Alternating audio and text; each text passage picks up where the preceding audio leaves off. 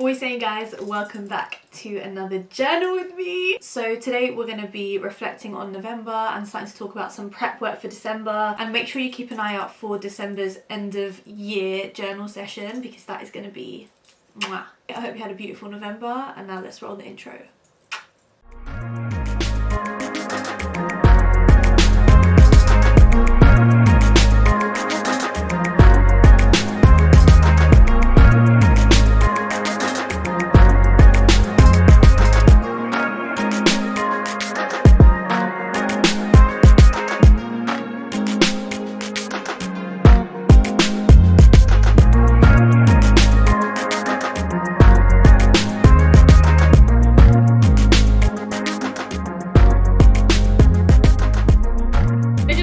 Right? Subscribe!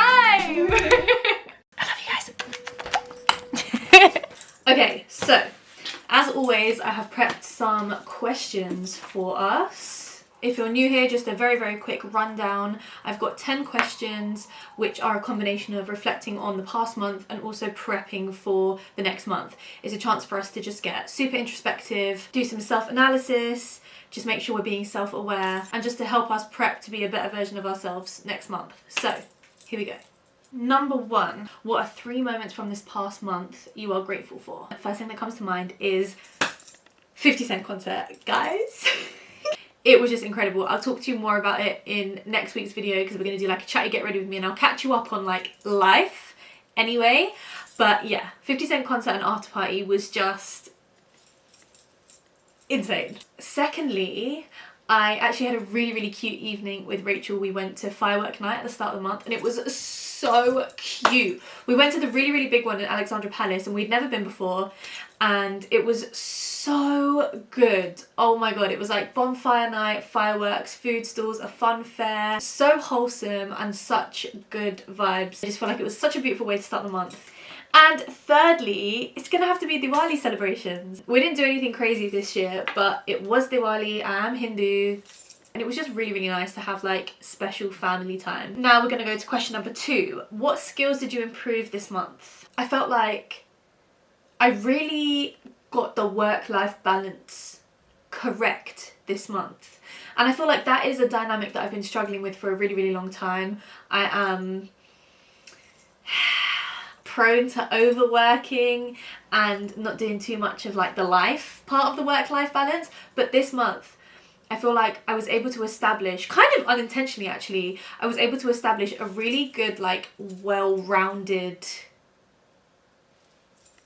what's the word, well-rounded like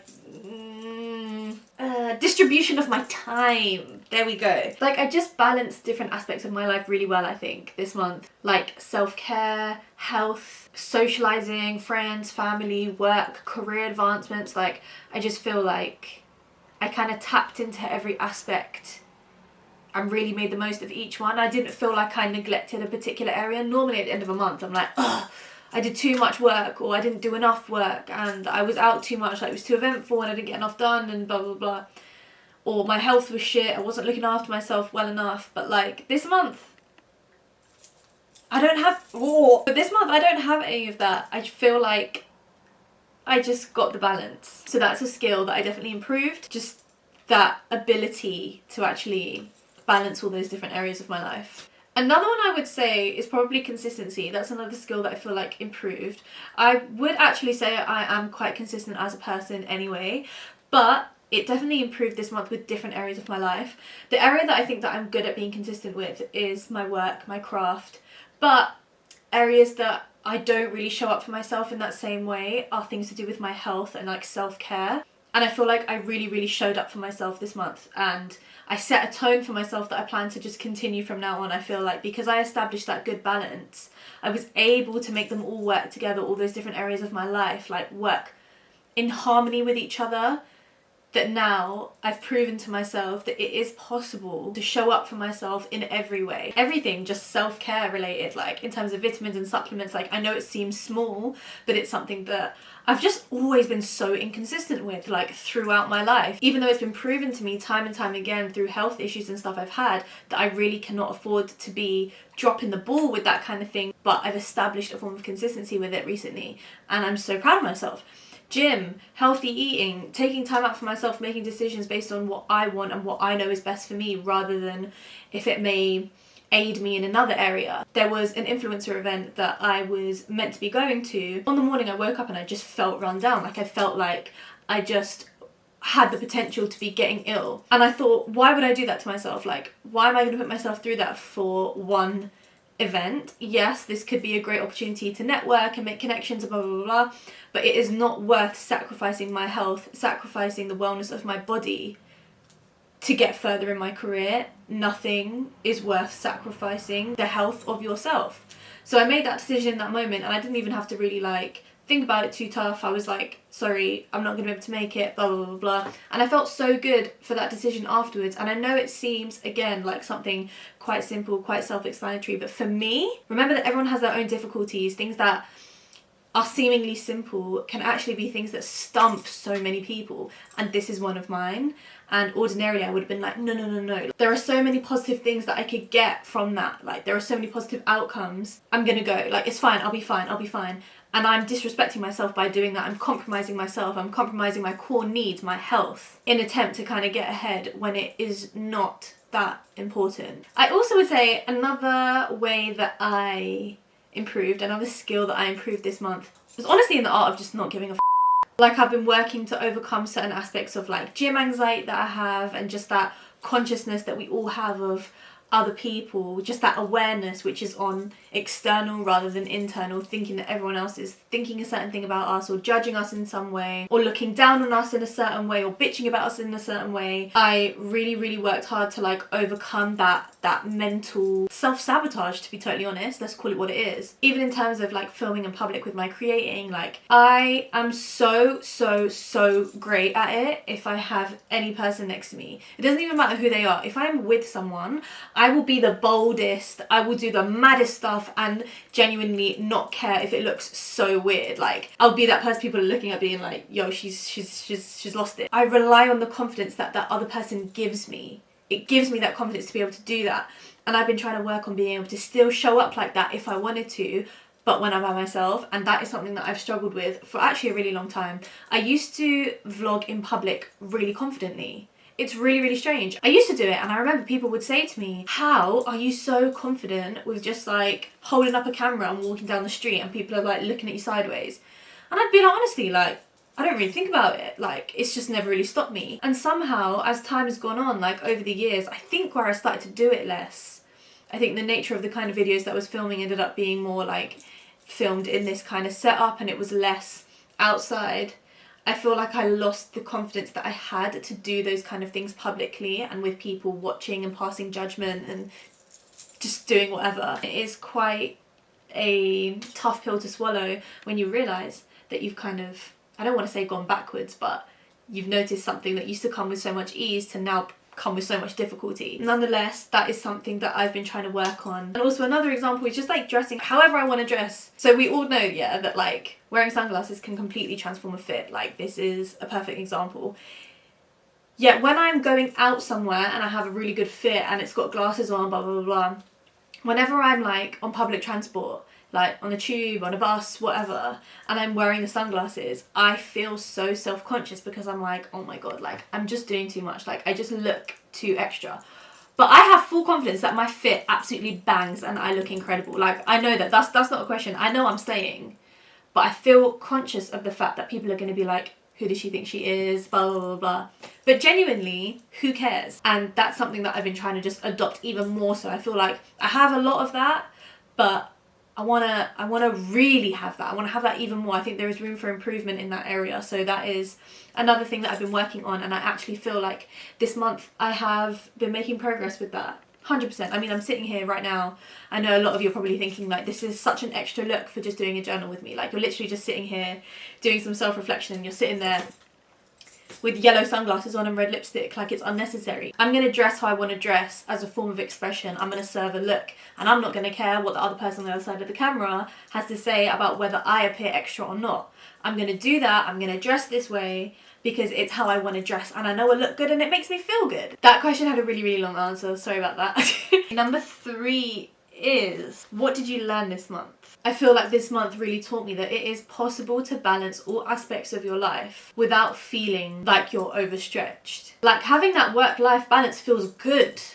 It feels good. I always thought I'd feel like unproductive if I worked less and started socializing and going out more. I thought I'd feel more pressure then when I am working to show up and perform as well as when all my time is going towards my craft. But actually, it made me better, and I really didn't expect that. I would say it's made me perform so much better. I feel like it's been a true reflection of myself because I've been in a good place, I've been in good spirits, so then naturally what I'm creating, that good vibe is just going to translate. So what I'm trying to say is, if you are someone that feels like your balance is off, if you feel like you're kind of struggling to juggle multiple aspects of your life, I completely know that struggle because I've been in that web for so many years.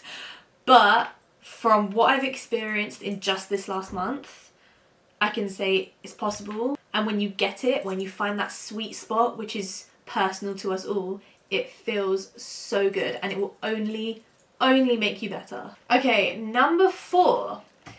Did anything get in the way of you achieving your best this month? I would probably say fatigue. This last week especially, I really have struggled with like my energy levels and tiredness. Like in the morning I'll wake up and I just won't feel refreshed. I also think it's related to weather change. Like it's just so like dreary that like, can you blame me? And I'm sure that's something that a lot of people are struggling with right now. I would say that was the main issue. I'd be having a really productive day, things would be going really well, and then like halfway through the day I'll just get like hit with this wave of just fatigue. Number 5, what will you do next month to try and change that? So I've already actually been thinking about this before because I was like, this is really affecting my daily routine quite a lot at the moment. I'm going to use, so I bought one of those, you know those sunrise alarm clocks? It wakes you up with like mimicking the lights of the sunrise. I'm also going to use one of those SAD lamps. They basically mimic sunlight. So people that struggle with seasonal depression, it's supposed to help. And I've never really felt the need for that before, but I feel like I might need it now. Number 6. What is your main focus for next month? And these can be external and internal goals. For example, an internal goal could be, I want to work on my confidence next month. But an external one could be like, I want to start waking up at 6 a.m. every day. So one is to do with your inner self and one is to do with your life, your surroundings. I think, okay, main focus, I think would be to maintain the kind of system that I've created for myself over this past month. Because it's great establishing it, but it really matters about if you have the discipline to be consistent with it. So essentially just like also consistency, I feel like that kind of ties in with it, but stay consistent with my daily habits. I think as well as just general maintenance, I feel like there are tweaks I can make to like my general like daily routine, week to week routine at the moment, and I'm going to see if I can try to implement them, identify them and implement them over this next month. Number 7. What are you looking forward to next month? Okay, well, next month is December, which is absolutely mental, by the way. So Christmas, festive times, family time. So looking forward to definitely like family, like loads of family time. Also, another thing that I kind of decided is I want to do more frequent solo activities. I just feel like the frequency like is not there. It's not where I want it to be. And I want to make it more of a priority than I have been up till now. I feel like it always just gets pushed to the bottom of the list, and it should be the absolute opposite of that because it's a reflection of your loyalty to yourself. Prioritize it, be more regular with it. I'm excited to be doing that and really prioritizing it. Number 8 is list anything that is holding you back. So this is just basically going to be all about letting go of anything that you don't want to be taking into December. Anything negative, anything that has not served you over this last month. Take a look at your life. Take a look at the people in your life. Take a look at the activities that take up most of your time. Is there a direct correlation between where you spend most of your time and how much happiness it gives you. Genuinely make a column list and think about where most of your time, most of your energy goes to and how it makes you feel. Also people, who do you spend the most time with? How do they make you feel? Do a quick analysis, a quick evaluation of all the factors in your life and how they make you feel. The importance of doing those evaluations regularly is that they show you what you are and are not aligned with right now. You are constantly growing whether you feel like you are or not. And the things that better you, the things that align with you, the things that kind of feel right and bring you enjoyment at that time in your life will change as you change. Going, let's say, out every weekend to bars, whatever, may be something that aligned with you so well. It brought you a lot of enjoyment, it was a great form of release for you, it brought you happiness, and it was how you liked to spend your free time. If it makes you feel good, if it betters you in some way, if it serves you, that's great. But just because it used to serve you doesn't mean it's going to continue to serve you, and doesn't mean that it is serving you right now. So if you don't do this little check-in with yourself, you're going to keep doing these things probably out of habit, patterns of behavior, right? Unless you stop and actually think, hold on, let me strip it back. How does it make me feel now?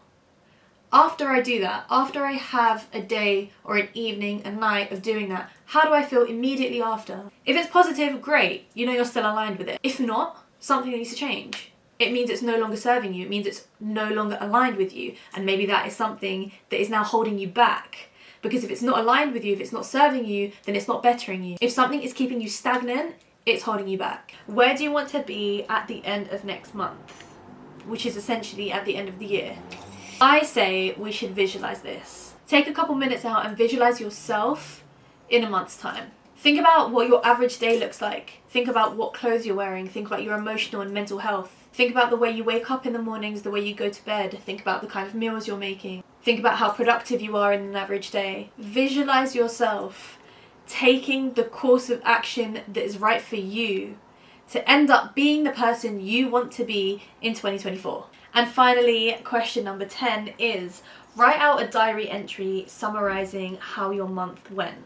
So the idea of this is to write it out like it's already happened. So imagine yourself sat here watching the next journal with me in exactly a month's time, and imagine you are telling yourself or telling me, telling whoever you want, how your month went, what happened over this next month. Write ways you've grown, write about your mental health, your physical health, things you've achieved in the month, what you really enjoyed doing, how you spent your time, positive changes that you made to your routine and your day-to-day life, who you spent your time with, how you felt with them, ways you got closer to your dream self. Hit all the changes you want to make for the month. Everything we've thought about, everything we've spoken about over the course of this journaling session as to what you want to achieve, the challenges you want to overcome next month. Write down the fact you achieved all of those things. For example, you could be saying things like, I made decisions over this past month with myself in mind. I didn't think about what other people wanted from me. I thought about what I wanted from me, what I wanted to do in that moment, and that's what I did. I'm finally feeling like I'm overcoming my people pleasing, etc., etc. Exactly the kind of progress you wish you want to be making, that you plan to make, that you're trying to make. Write down the fact you achieved that progress. Write out how it makes you feel. I feel so much stronger, so much happier in myself. I've realised it's easier than I thought to make decisions based on myself. I've realised I feel so much happier for doing that. I thought it would be so much harder than it is, and actually it's not that difficult and I can do it. Another example, I exceeded my work target for this month. My boss has finally recognised my progress, and now he's pulled me into a meeting yesterday and he told me that I'm being seriously considered for the promotion in the new year. You get the idea, right? Everything you want to have achieved by this time next month, write it out as if you already have. Alright guys, that is the end of this journaling session. I loved this one personally. I tried to get some different questions, different activities. I hope that you've taken something away. I hope you're ready to make December your bitch. I hope you're feeling motivated, and I hope you have the most beautiful month. I hope you are able to spend time with the people you love. I hope you grow. And I hope that there is a better version of you sitting here this time next month, tuning into the next journal with me. So thank you guys so much for watching. I love you all so much, and I will see you next Sunday. Mwah. Oh, stay safe. Oh my gosh, I didn't say the outro. Stay safe, stay smiling, stay positive. I love you guys, and I'll see you next week. Bye guys.